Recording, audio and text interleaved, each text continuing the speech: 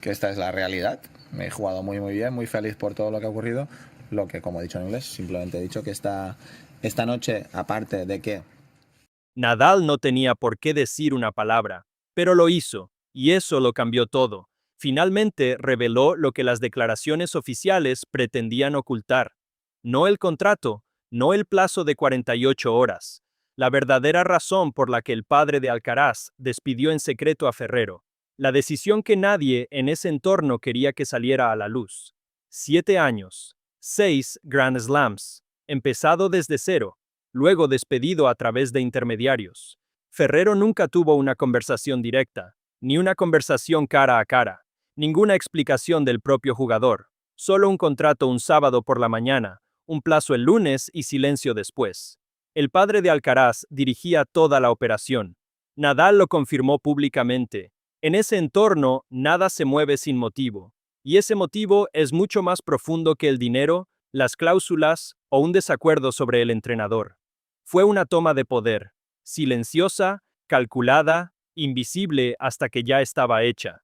Suscríbete ahora mismo, porque lo que Nadal finalmente revela sobre por qué el padre de Alcaraz despidió en secreto a Ferrero es la versión de esta historia que el mundo del tenis ha estado evitando. Bueno, hoy pues me ha costado un poquito en el saque.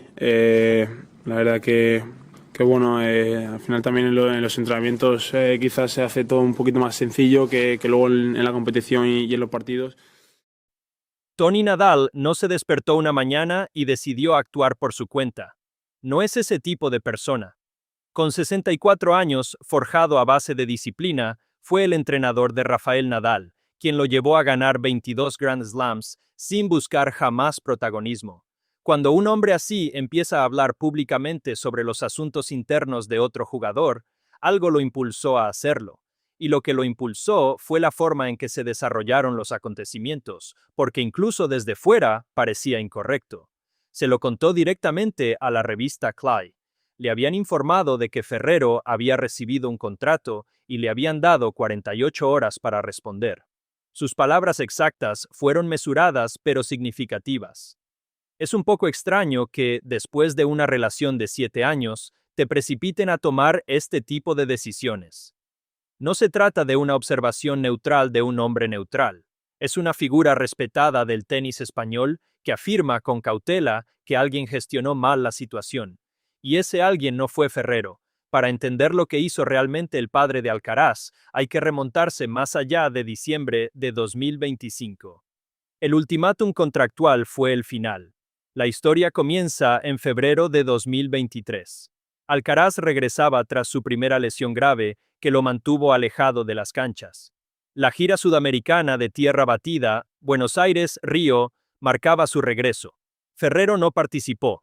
Habitualmente no lo incluyó en esa parte del circuito y, en su lugar, envió a Antonio Martínez Cascales para que se encargara de la dirección técnica. Alcaraz ganó en Buenos Aires, llegó a la final en Río. Sobre el papel, un regreso exitoso, pero el padre de Alcaraz no lo vio así. Fuentes cercanas a la situación informaron a Clay que hubo una acalorada discusión entre Ferrero y el padre por esa decisión. El entrenador no estuvo presente en el regreso de su hijo tras la lesión más importante de su joven carrera. Carlos Alcaraz Sr. no estaba dispuesto a pasar eso por alto. Lo registró, lo guardó en su memoria. Y a partir de ese momento, la relación entre Ferrero y el padre adquirió una importancia sin precedentes.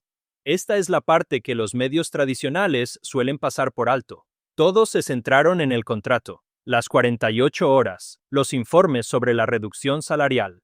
Pero el contrato era solo el mecanismo. La tensión entre Ferrero y el padre de Alcaraz se había ido acumulando durante años antes de que se redactara una sola cláusula. Lo ocurrido en diciembre de 2025 no fue una ruptura repentina, sino la culminación de algo que se venía gestando desde al menos principios de 2023. Luego llegó el documental de Netflix. A principios de 2025 se estrenó My Way, que ofreció al público una primera visión sin filtros del funcionamiento interno de Alcaraz. Lo que vieron los espectadores les incomodó de maneras que no pudieron expresar de inmediato. Ferrero se mostró como el disciplinario, estructurado, exigente e insistente en la profesionalidad. Alcaraz, en cambio, se mostró como alguien que cada vez vivía más a su manera. Hubo un momento específico que se difundió ampliamente. Tras la temprana eliminación de Alcaraz en el US Open de 2024, viajó a un evento de Fórmula 1. Ferrero se opuso, pero Alcaraz fue de todos modos. El La Honors documental no ocultó este hecho, lo presentó casi con naturalidad, lo que en sí mismo fue una declaración sobre dónde residía realmente el poder en esa relación. El exfutbolista brasileño Fernando Meligeni, quien conocía personalmente a Ferrero y habló con Clay meses antes de la ruptura, ató cabos como nadie más lo había hecho. Dijo que el título de A mi manera significaba más que fiestas y vida nocturna. Su interpretación fue precisa. El problema radicaba en el nivel de compromiso, en cuánta participación familiar toleraría el cuerpo técnico, en quién marcaba la pauta, y lo dijo claramente, la batalla ya la había ganado a mi manera. El padre estaba involucrado, el hermano estaba involucrado. Ferrero estaba rodeado por una estructura familiar que tenía sus propias ideas sobre cómo debía funcionar el proyecto. Ferrero había construido su propio mundo alrededor de este jugador. Su academia Equelite en Villena, a unos 96 kilómetros de El Palmar, ciudad natal de Alcaraz en Murcia, había sido el centro de operaciones desde que Alcaraz llegó al equipo. Llegó allí a los 15 años. Pero a finales de 2025, Alcaraz se mostraba cada vez más reacio a hacer ese viaje de una hora. Su padre había estado desarrollando la Academia de Tenis Carlos Alcaraz en El Palmar, una instalación que llevaba el nombre de la familia, en el pueblo natal de la familia y bajo el control directo del padre. La geografía se estaba volviendo simbólica. Cada vez que Alcaraz entrenaba en casa en lugar de en Villena, el equilibrio se inclinaba ligeramente más, alejándose de Ferrero y acercándose al negocio familiar. Ferrero abordó la rivalidad entre las academias directamente cuando finalmente habló con Marca a finales de diciembre de 2025. Negó que alguna vez hubiera sido una competencia. Nunca lo hemos visto como una rivalidad, dijo, pero también reveló algo más significativo sin pretenderlo. Dijo que Alcaraz tenía todo el derecho a querer pasar más tiempo en casa y que usar las instalaciones de Equelite nunca fue una obligación. Eso es un entrenador que se describe a sí mismo como opcional. Y los entrenadores que se vuelven opcionales no duran mucho en la élite del deporte. Lo que el público desconocía y lo que Tony Nadal finalmente reveló era hasta qué punto el padre había estado orquestando esta salida mucho antes de que comenzaran las negociaciones contractuales. Nadal hizo una observación específica a Clay. Señaló que cuando Ferrero empezó a trabajar con Alcaraz, uno tenía 15 años y el otro era un ex número 1 del mundo. La estructura de autoridad era completamente clara en ese momento. Un adolescente hace lo que le dice su entrenador de élite. Pero eso fue en 2018. Para 2025, Alcaraz tenía 22 años. Era 6 veces campeón de Grand Slam, número 1 del mundo al final del año, y uno de los atletas más valiosos comercialmente del planeta. La estructura de autoridad se había invertido por completo, y el padre había sido quien, discretamente, había gestionado esa inversión, año tras año, torneo tras torneo, hasta que la estructura original dejó de tener relevancia. Tony Nadal lo expresó con un lenguaje contundente. Dijo que antes Ferrero podía tomar decisiones tanto dentro como fuera de la cancha. Entonces, los padres, la familia y el propio Alcaraz se involucraron cada vez más porque, como señaló Nadal, había demasiado en juego como para que un tercero pudiera controlarlo. Esa es la verdadera revelación oculta en sus declaraciones públicas. No el contrato de 48 horas, no la reducción salarial. La revelación es que Ferrero ya había perdido autoridad para tomar decisiones mucho antes de diciembre, y el ultimátum contractual fue simplemente la elección de la familia del momento oportuno para hacerlo oficial. Samuel López se había incorporado al cuerpo técnico en diciembre de 2024. Este detalle es más importante de lo que la mayoría de los medios le dieron importancia. López no fue una contratación al azar. Cofundó la Academia Equelite con Ferrero. Conocía el sistema. Conocía a Alcaraz. Era alguien que podía asumir directamente el cargo de entrenador principal sin problemas. El padre no contrató a López para luego decidir espontáneamente un año después que Ferrero era prescindible. La sucesión se estaba preparando, en silencio, sin anuncios. Cuando López y Ferrero fueron nombrados conjuntamente entrenadores ATP del año, el 11 de diciembre, tan solo 6 días antes de que se anunciara la separación, López ya se perfilaba como el sucesor. Ferrero recibía el reconocimiento en su despedida. Cuando finalmente se hizo el anuncio el 17 de diciembre, la declaración de Ferrero terminó con 5 palabras que destaparon la historia para cualquiera que prestara atención. Me hubiera gustado continuar. Esa frase lo decía todo sobre quién tomó la decisión y quién no. La declaración de Alcaraz fue cálida, agradecida y cuidadosamente redactada. Decía que habían decidido juntos. La declaración de Ferrero decía lo contrario. No se trataba de dos personas que llegaron a la misma conclusión. Una persona fue informada de una conclusión a la que la otra ya había llegado. Y entonces Ferrero reveló algo en su entrevista con Marca que el mundo del tenis no amplificó lo suficiente. Nunca habló directamente con Alcaraz sobre la separación. Toda la negociación, el contrato, el ultimátum, el rechazo, la ruptura, se produjo a través del entorno del padre. El jugador y su entrenador de 7 años no tuvieron ni una sola conversación directa sobre lo que estaba sucediendo. Ferrero asumió que Alcaraz lo sabía. Más tarde descubrió que la comunicación se había realizado a través de intermediarios todo el tiempo. Así no se termina una relación profesional con alguien a quien se considera un segundo padre. Así es como se maneja una transacción comercial que se quiere mantener limpia y controlada. Toni Nadal rechazó la versión de los medios españoles que sugería que Alcaraz estaba de alguna manera desvinculado o que se le había mantenido al margen. Dijo que era imposible que Ferrero fuera despedido sin la intervención y aprobación de Alcaraz. Nada sucede en ese entorno sin el visto bueno del jugador. Pero también hizo una distinción que muchos pasaron por alto. Dijo que no creía que la decisión fuera exclusivamente de Alcaraz. El jugador dio su aprobación. El padre dirigió la operación.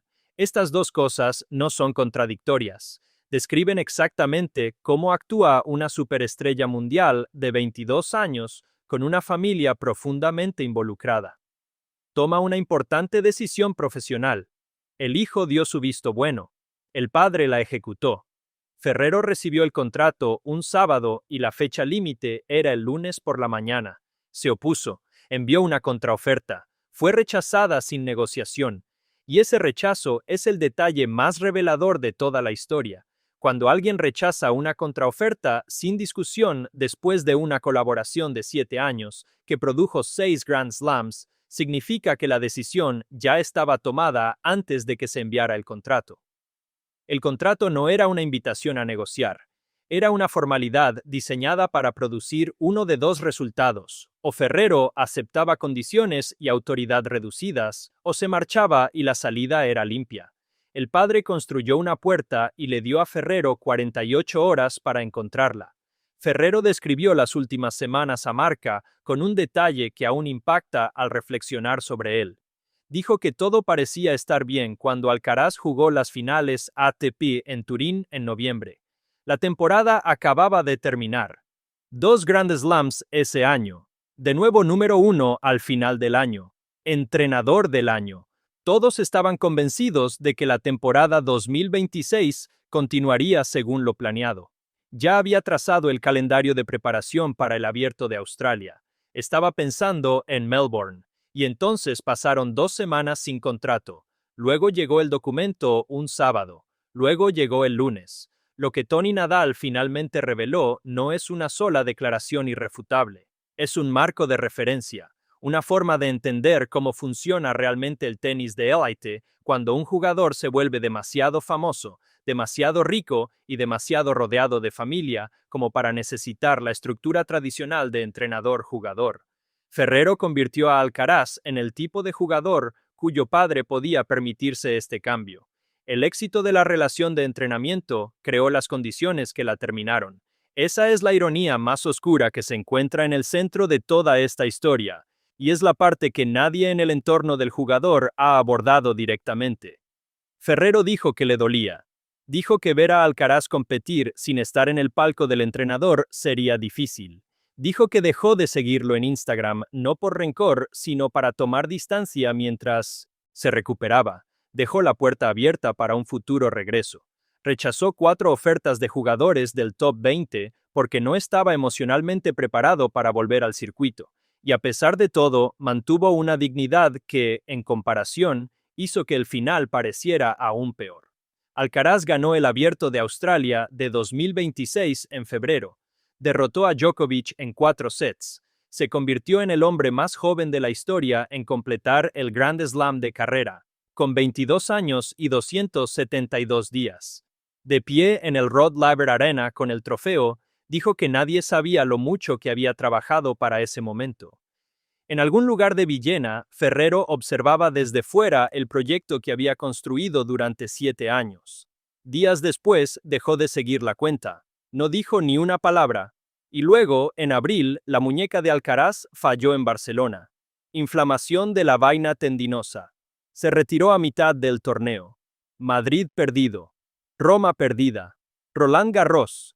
El título que había ganado 2 veces seguidas, el título para el que Ferrero lo había preparado específicamente para dominar en tierra batida, perdido para toda la temporada.